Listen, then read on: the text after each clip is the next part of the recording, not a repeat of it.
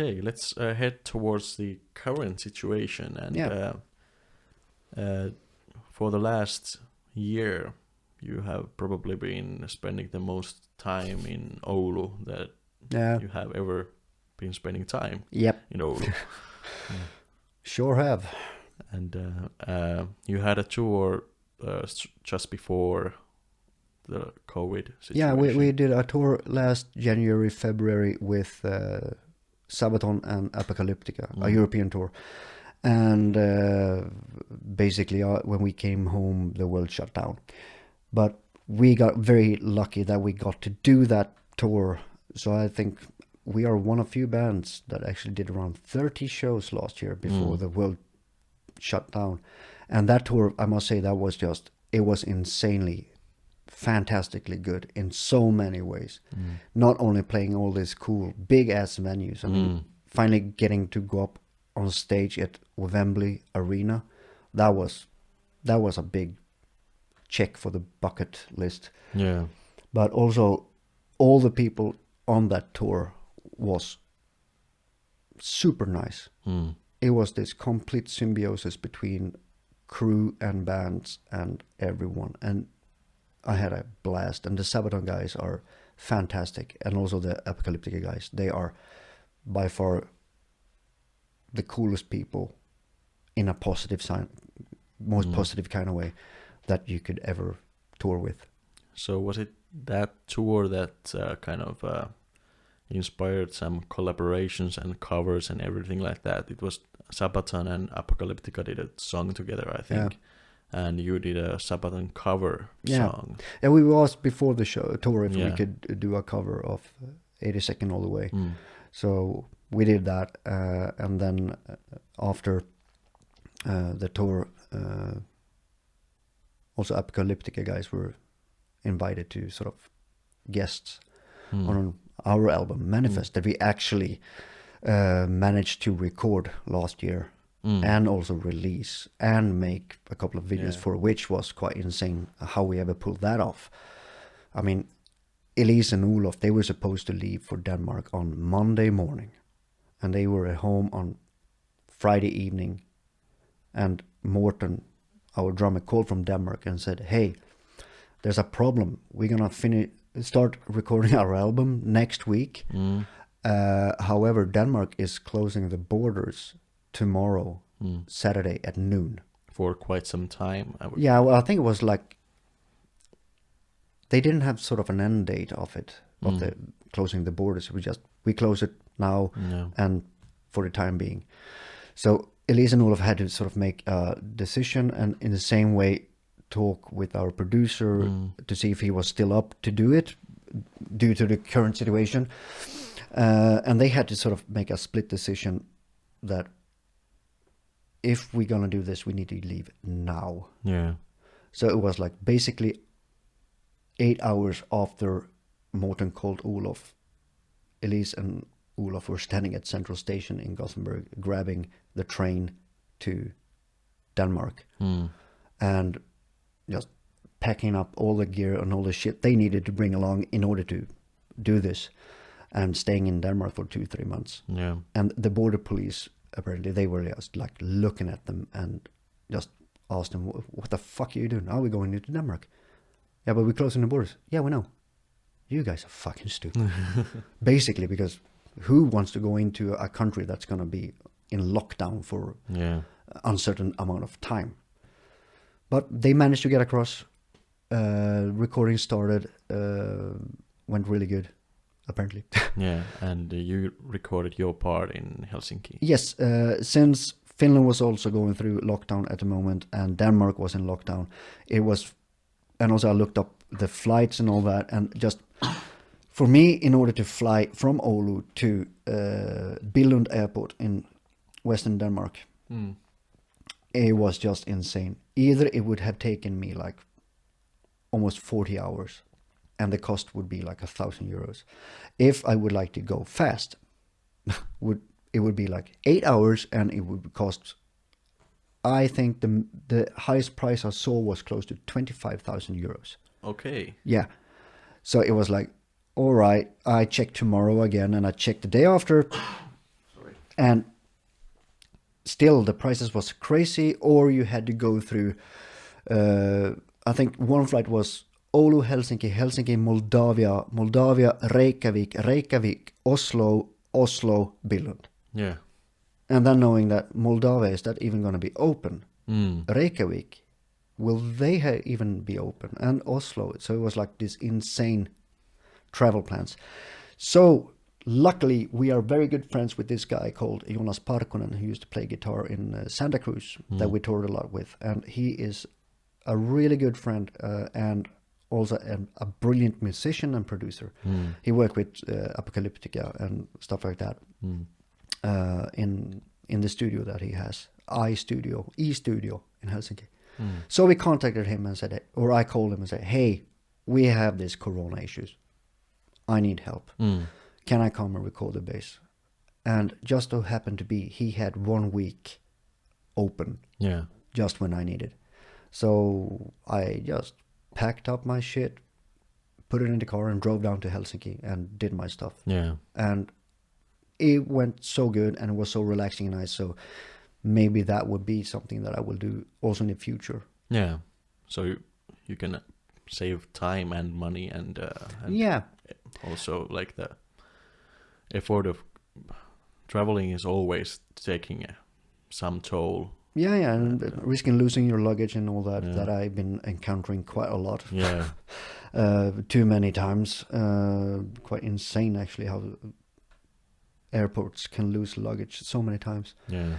No, but the only downside of all this is that all the other guys managed to go to Denmark. I think Henke and Nils, they managed to go there with some sort of paper stating that they were going to work.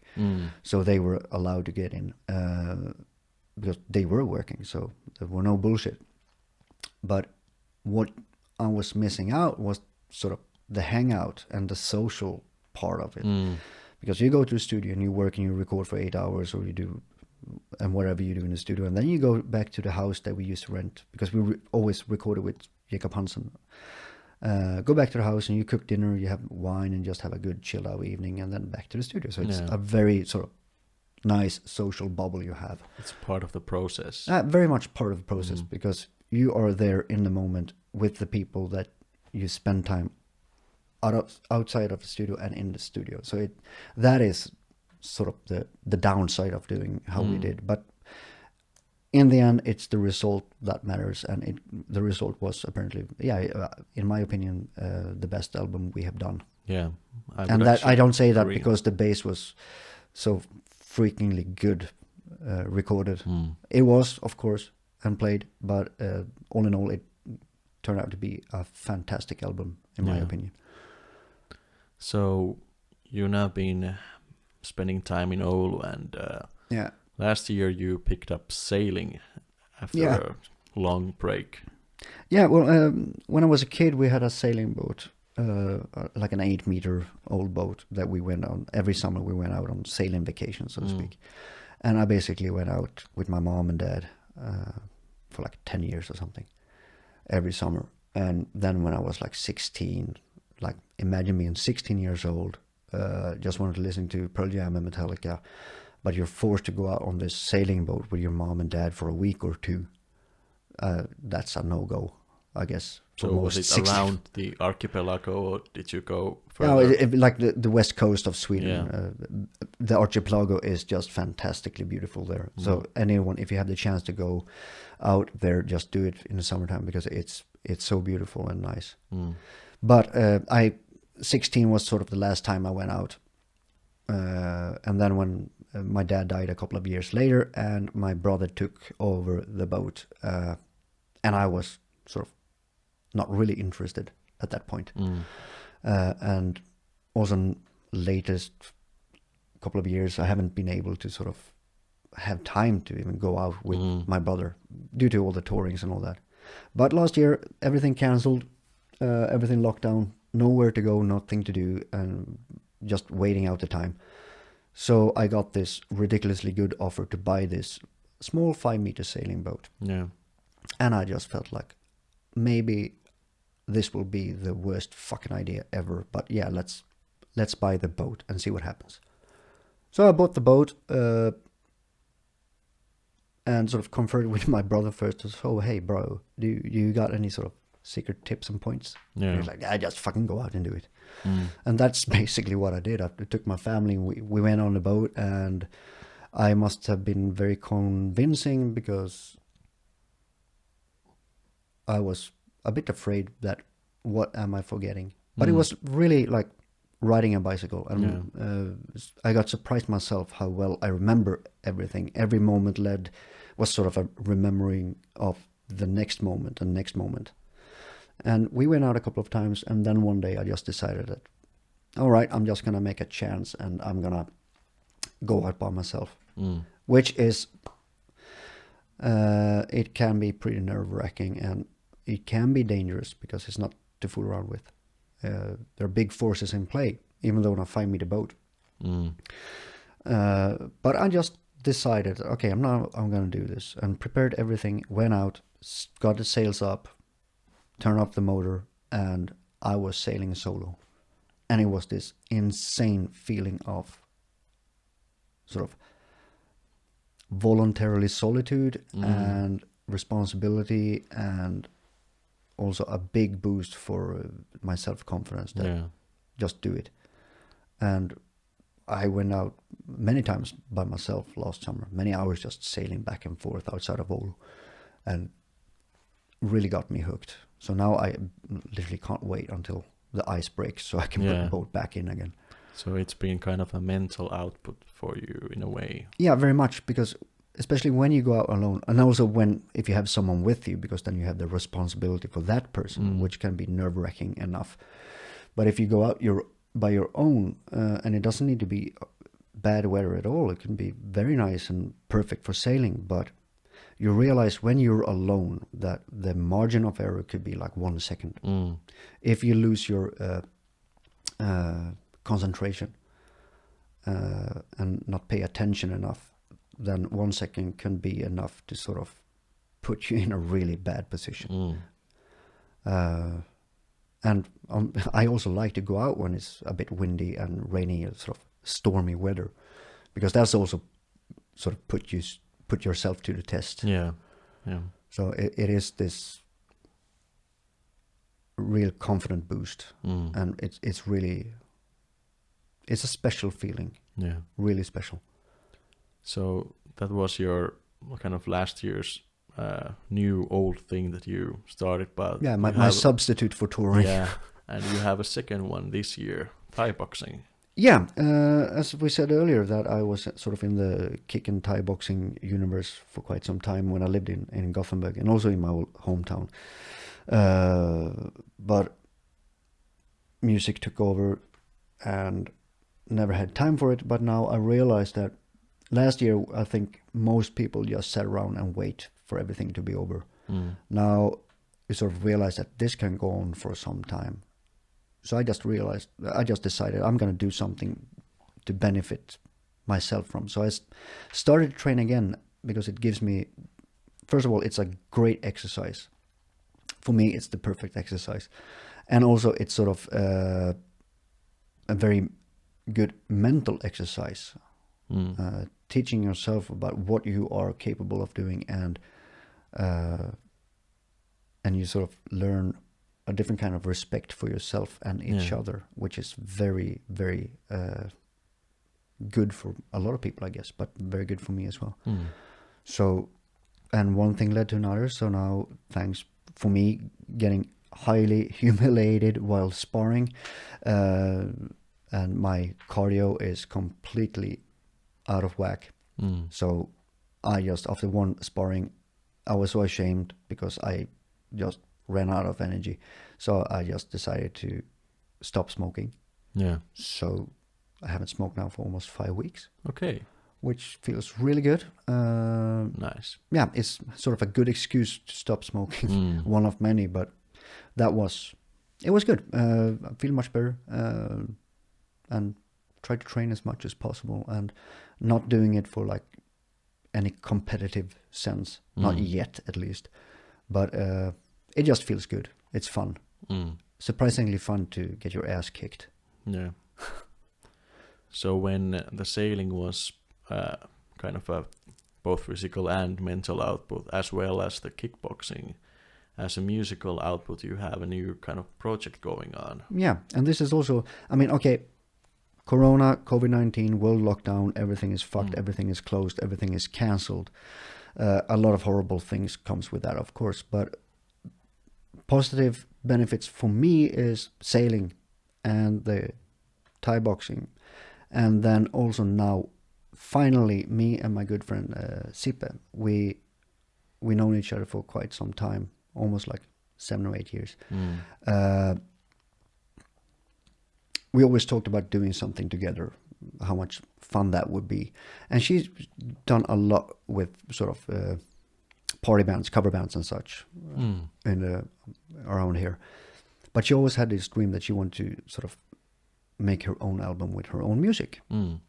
So Sipe and this other guy, Kaino, started to work with that and write the songs and all that. And since she knew my situation, that I'm not going to do anything with music, so she simply asked me that, hey, now we have the time. Do you want to be part of this? And I felt like, yeah, why not? It's, if there's anyone out there that expects that a member from Amaranthe is, the bass player from Amaranthe is going to come out with some sort of metal album, you are far from right. It's as wrong as you can get. It's very sort of pop singer-songwriter music. So it's no metal music, but I really, really love it. And it's also giving us sort of a different perspective on music. And also doing something different than what I'm used to sort of revives the energy of playing in a different way. So yeah, we have this recording album. We started to rehearse, had our first rehearsal last week. Went really good. It was fun getting into a rehearsal room for the first time in ages and just stand there and play loud music was so good, and I was so happy when I came home from that. But we have the recording done, it's mastered and everything, and we're gonna release the album on 29th of May under the name Sipe Å. Yeah, and with that's Swedish. Swedish Å, the A with a funky circle on top of it. And also we have 2 singles coming out. I think it was 16th of April is one. This comes out on the 12th of April, and so... And the first single is 16th we have. And then I think we have another single before the album release. And hopefully we can get to do a show, but if Corona says no way, then I think we're going to try and do a streaming show instead. So see what happens. But I'm really looking forward to sort of release this and come out with it, and because I'm really proud to be part of this, getting to do some sort of different music. So it's going to be really, really nice. So yeah, back into the music, Corona restriction friendly sort of way. So we're heading towards the end of the show, but at this point, like I would like to ask, what are your future plans? In terms of Amaranthe, and we talked about the future plans with Sipe Å already. Yeah. But are you hoping to? Of course, you're hoping to get back touring as soon as possible. Well, that is the major hope, I guess, for everyone, not only us in Amaranthe, but I think everyone who enjoys music and people who do music and people who work with music, to get this insane situation over and done with, because this is what we do. And to be honest, I mean, the many businesses worldwide has got all this sort of help and all that. I honestly think, in my opinion, is that music business and musicians and cultural workers in general are sort of left behind, neglected highly, and just not really treated with the respect we deserve, I guess, in many ways. Of course, you have the financial benefit of it all. A lot of people have lost so much, and you sort of lose your identity with everything as well, because you realize that your sort of stage persona is a big part of your private persona as well. So it's some sort of identity crisis for a lot of people, including myself. But I just wish that everything would just be over so we can go out and play on this Manifest album we released almost 6 months ago. So I think that is the plan. Of course, we talk and see what are we going to do and try and make plans for the future, but nothing that we can sort of concretely confirm right now, as long as things are the way they are.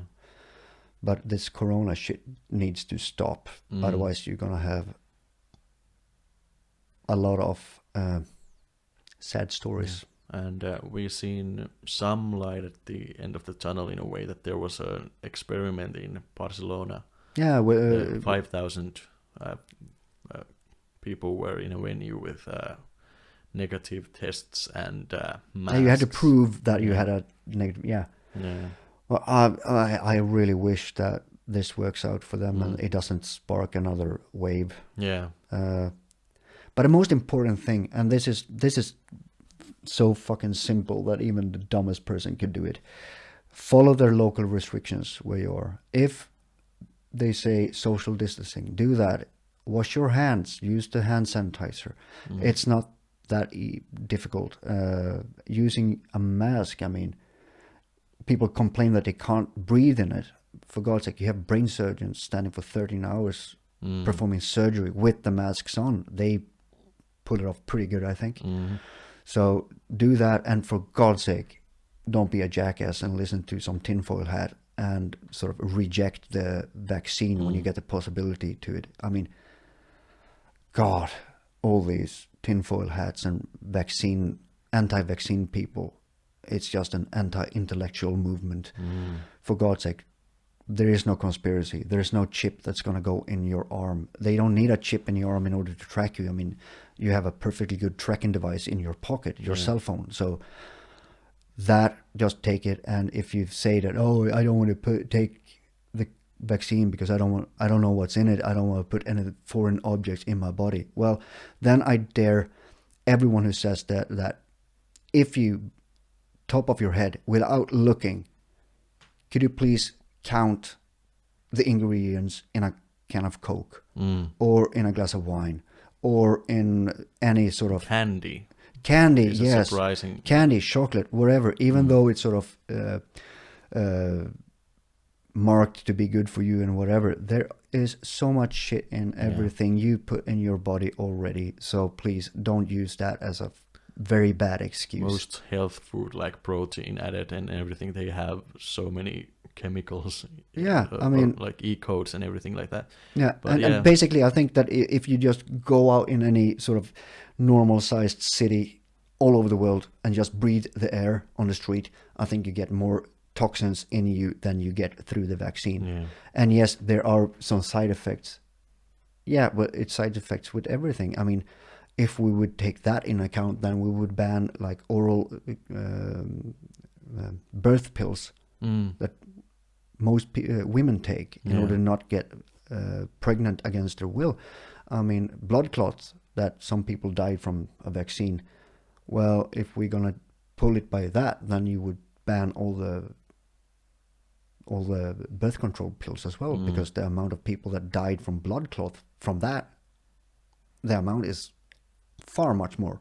And it's thus far at least it's a small amount compared to everything that have had the side effects that like severe. And I think I've gotten some sort of a side effect from each vaccine I have ever gotten, but it's been they say that with the AstraZeneca it's there can be like high fever and everything like that, but it's common in like normal flu shots and everything like that. So it's not new. And I am far from an expert, but what I've heard at least, and now you can take me for what it's worth, but the sort of side effects you might get from any sort of flu shot or COVID vaccine or whatever sort of vaccine you take, you get a reaction sometimes, which includes fever, runny nose and all that, sort of getting the same symptoms. And what I've been told, I'm not saying that I'm right, so this is sort of speculative rumor, but that is a sign that your immune system is actually working and the body is accepting the vaccine in order to make antibodies. So please, it's great that you are caring about people taking a vaccine and don't want people to die from the vaccine, but look on how many people would die from COVID, and then also how many lives will continue being completely destroyed and fucked up because of the current corona situation.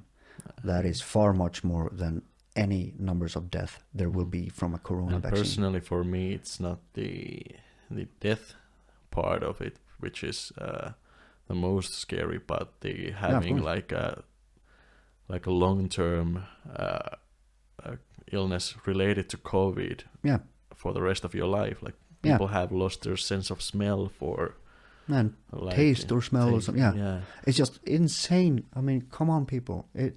Get a grip. Trust science, for God's sake. Don't trust a Facebook guru. Yeah, and even though businesses have been taking toll, my business has been taking toll from COVID, but everything, I just hope that people are kind of thinking about other people as well in the way that let's follow the restrictions and taking the vaccine so we can all get out of this. Yeah. But if someone says that, okay, I'm gonna stop following everything, it's gonna prolong the process. Yeah, and I think everyone is very tired out of this, and so many people, the majority of everyone has lost so much as it is. It's enough. Yeah. Stop protesting against the restrictions. Just fucking follow them so we can get out of this. For a few weeks, for a couple of months, and then hopefully we can head towards a normal tomorrow at some point. But at this point, do you have anything after this kind of manifest that we have been giving? See the joke here. No, but I just felt that now I have a platform to say what I think, and this is my everything is just my personal opinion, so I don't speak to anyone, of course, on anyone's behalf. No, but I think if you want to do music, do music. Don't measure your success in money. Measure it in what feeling it gives you. Money is good, but it's not everything. And it more sure as hell should not be the drive on why you do music. Yeah. Have fun. I would imagine that if you just think about the money, you get exhausted before you even get there. Yeah. That's a very true thing. Don't expect the money to roll in soon if you start playing now. But have fun and see where it takes you. And don't be afraid to sort of jump. Well, thank you so much for the interview or this chat that we've had. And, thank you.